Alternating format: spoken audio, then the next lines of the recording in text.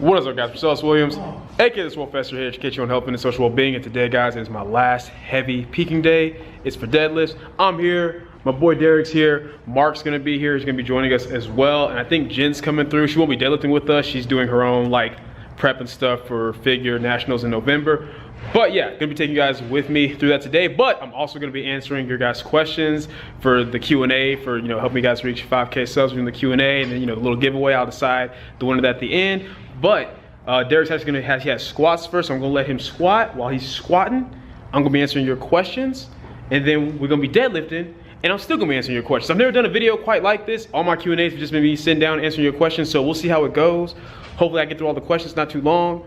But yeah, let's get right into it. All right, guys, so let me start off by saying that I appreciate every single one of you who was kind enough to take time out of your day to ask your boy a question, because seriously, I can't do a Q&A if nobody asks questions. So I appreciate all of you. For those of you who saw the video but didn't, it's cool, you still family, still love you. Let's get right into it. So, first question. Would I ever start doing Olympic style lifting? So I very much watch Olympic style lifting. Oh, if you guys hear some weird groaning and moaning, that's Derek. He's warming up doing his dynamic work. Anyway, I love watching Olympic style weightlifting. I think it's very just like, it's a very powerful like sport. Like if anything, I think Olympic style weightlifting is true powerlifting because like it's all strength and speed. With that being said, it's just not something I'm particularly interested in learning right now, but that can always change in the future.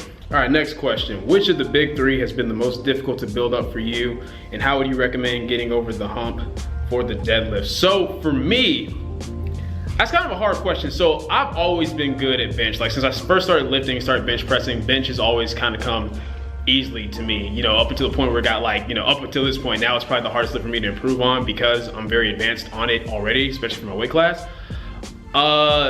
When I started powerlifting about 1.5 years ago is when I first started deadlifting. Before that, I never deadlifted, right? So my squat, once I went from like high bar to low bar and started incorporating powerlifting techniques into my squat, blew up very quickly. Like my squat has probably improved the most out of everything.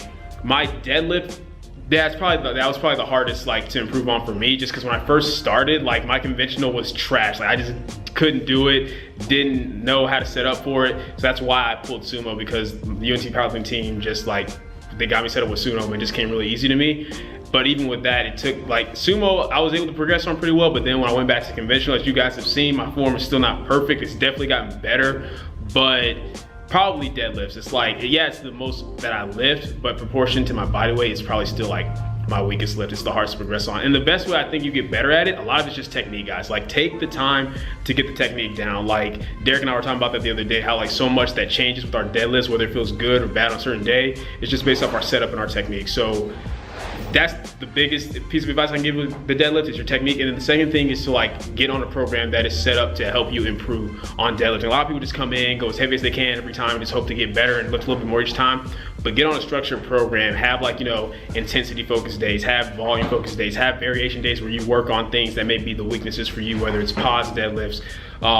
If you pull conventional, maybe pull sumo. If you pull sumo, pull conventional, deficits, block pulls, all that good stuff. Next question. Been noticing the drum set in the background for a while. Is it yours? And if so, how long have you been playing? So yes, that drum set is mine. A lot of you actually ask about that pretty consistently. I played a little bit in high school, then I played a bit more like first couple years in college. I was actually in a band at one point, but that didn't pan out. That is a long story for another time, but I don't really play anymore, guys. I haven't touched it like probably like in a couple of years actually, so I don't really play anymore. Next question, top 3 exercises per body part: chest, back, biceps, triceps, shoulders, quads, hamstrings, AKA the most bang for your buck exercises for overall muscular strength and development. So I'll be honest, dude, I would like, just because I don't want this to be too long, I'm not gonna give you actually, you know what, let's try real quick. All right, so chest, bench press, dips, and incline dumbbell press. All right, back, weighted pull-ups,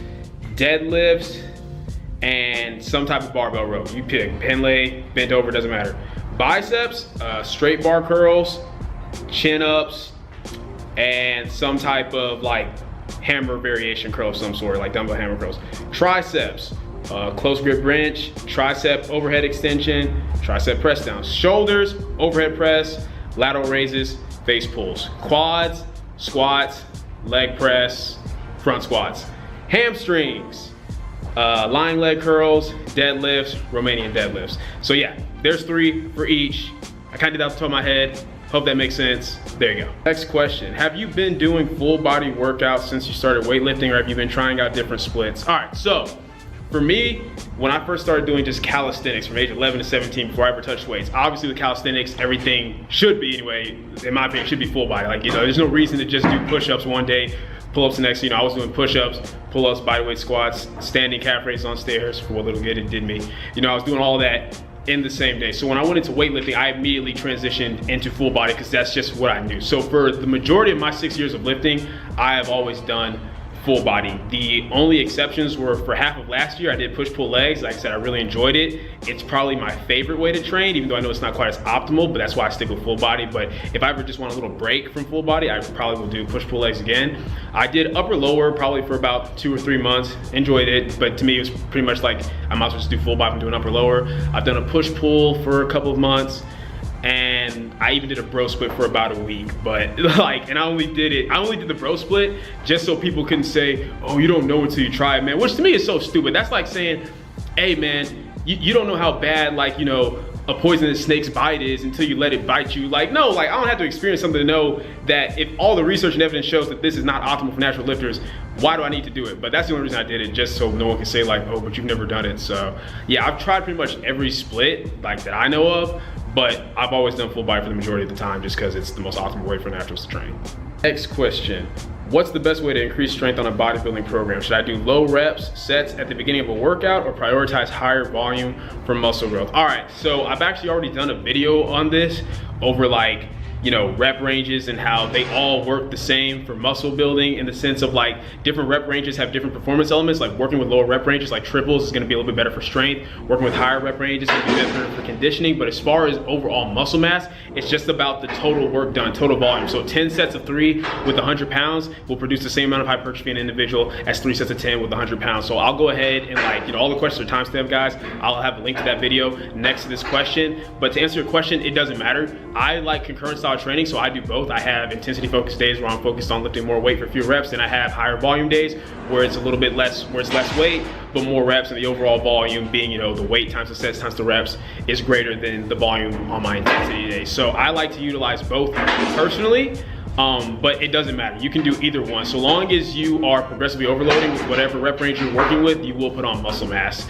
If you're really more focused on just overall muscle growth, then you just need to work with more total volume. But that doesn't mean that you don't need to focus on increasing the weight. Like I said, the volume is your weight times your reps times your sets. So yeah, I'll just have a link in that video down below so you can go ahead and check that out. Next question, what are my macros now leading up to my competition? So I addressed this, I want to say, in my first peaking video, like the squat peaking video. And basically, guys, I don't track my macros when I'm at maintenance. I'm at maintenance right now. I just track my total caloric intake and my protein. So right now I'm taking in about 130 grams of protein, and my maintenance calories is 3,000. I only track all of my macros when I'm like either like, you know, in a deficit or bulking. When I'm at maintenance, I only track my total caloric intake and my protein. Next question, what are your thoughts on someone training sumo and conventional deadlift at the same time? For example, using one as more of an accessory lift on a different day. Awesome video. I'm all about that. I do that myself personally. I think it's really good because when you work on both, whatever your main lift is, say your main lift is conventional, working on sumo will kind of help you through the weak points on your conventional, and then vice versa. And I also think it's just good because it helps with your overall recovery. Like if you're constantly pulling conventional the same way, like 2-3 times a week, that can be really taxing on your body. And same thing with sumo, that can probably get really taxing on your hips over time. So by doing both, you kind of keep yourself from having to deal with a lot of recovery issues and a lot of overuse injuries. So I think it's a great idea. I think it's one of the best ways to go about it. Like, you know, whatever your main lift is, use that for your intensity days, then on your volume variation day, use the other lift as accessory. Next question, what is your favorite compound movement? Ah, man, that is a good question. I'm probably gonna go with weighted pull-ups or weighted chin-ups, like some type of weighted pull, just cause like, it just makes me feel powerful. Like, I know that majority of like the human race has troubles with just normal pull-ups, and I can like strap, you know, like 100+ pounds on myself, and that just makes me feel cool. So yeah, go with that. Next question, is it a good idea to incorporate calisthenic programs into a powerlifting routine, or should you keep them for different blocks or days? So it kind of depends. Like you guys saw, like with my last program, I incorporated weighted calisthenics on my like, you know, strength training focused days, just because, you know, weighted dips, weighted pulls can be great accessory movements to the big three. Like any type of strong back movement is going to help you on your bench, squat, and deadlift. And then weighted dips have pretty excellent carryover as far as like, you know, just chest and tricep strength as far as your bench press.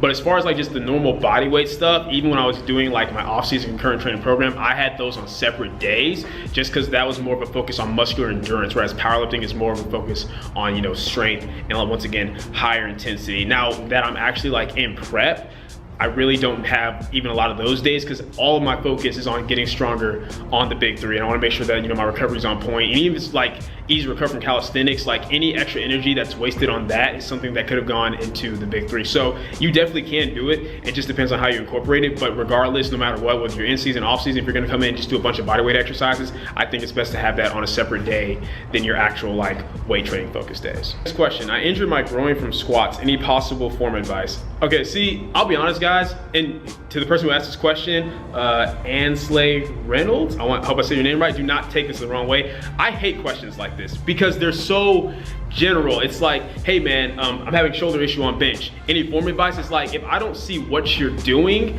I'm just making a complete random guess as to what caused your issue or your injury. Now, I can say oftentimes with groin injuries with squats, it tends to happen when people are either like dive bombing their squats, like they're squatting really deep, really fast. That can put a lot of like issues with your groin, but it's like, if I can't see what you're doing, I really have no way of answering that. So I have no idea, dude, I'm sorry. Next question, how's your diet with peaking for powerlifting or maxing out? I actually answered this in my last video. No, was it the last video? I answered it in one of my previous peaking videos that I've just done. So I'll go ahead and just once again have that link in the description down below, timestamp next to the question. But usually, ideally, I like to be in a slight surplus just so I can maximize my recovery, maximize my strength. But then as I get closer to the meet, I get more to maintenance just so I can make sure that I'm right at my weight class, because I walk around in my weight class, so being in caloric maintenance allows me to do that. All right, next question. If you had a chance to work out with one powerlifter or bodybuilder who has passed away or alive, who would he or she be? So,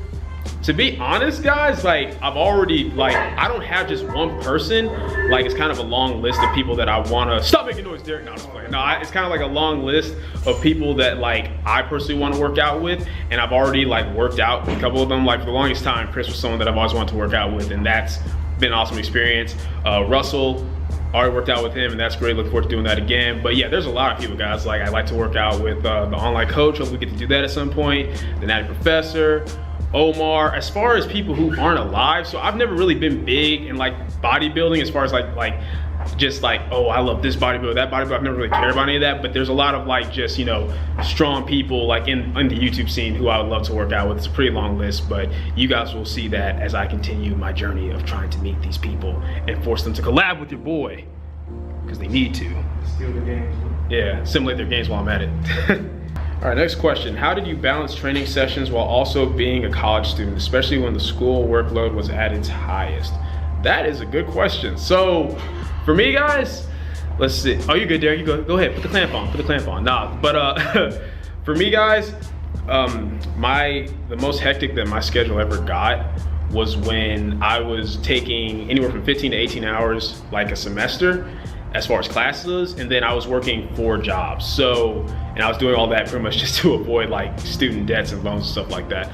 But what I had to do was pretty much, I had to organize my days. Like if I just went in the next day and said, hey, I'm just gonna get my workout in whenever I can, it was probably not gonna go down, because you know, like what if you can't work out till like 11 or 12 in the morning? It's like, oh, I'm tired, I'm just gonna go home. So what I had to do was plan out my days. Like the way I look at it is, I know what time my classes are. I know what time I had to work, and it's the same thing for you guys. You know what your schedule looks like. If you're in college, you pretty much should have a set schedule. So there's no reason why you can't make the time to fit your workout in. It may not be able to be as long as you like if you're someone that likes doing a bunch of excessively high volume, you may have to cut that back. But the point is, you can fit in an hour and a half out of 24 hours in your day to get your workout in. Like you're not so busy where you can't do it. You just have to make it a priority. The same way that, you know, hey, I gotta go to class, I gotta go to work, just get that same mentality, I have to work out. That's the main thing though. Like, plan your days out and then fit the workout in wherever you have free time. All right, guys, so here's the thing. Long story short, Mark didn't end up showing until like after the Q&A was done, and by the time I got into the last question, Derek had just finished his squat. So basically the whole, you know, oh, deadlift while answering the remaining questions thing didn't go down. Like the Q&A video just became its own thing, but it's pretty long because I did answer every single question, so it came out to like 30 minutes. So in order to avoid you guys having to sit here and watch 30 minutes worth of video, I just split into a part 1, which is what you're seeing right now, and a part 2. So that's it for this video. Make sure you guys still check out part 2. Part 2 is also gonna have, you know, the name of the person who won the giveaway, and it's also gonna have just the remaining questions. So if you didn't see your question answered here in part 1, it will be answered in part 2, which should be out already because I'm gonna upload them back to back. But anyway, yeah, that's it for this video, guys. I hope you enjoyed it. If you did, please leave a comment down below. Let me know what you did. If you're not, leave a comment down below letting me know what I can do to get better. Like the video, share, subscribe. Keep it simple, specific, scientific. I'll catch y'all later.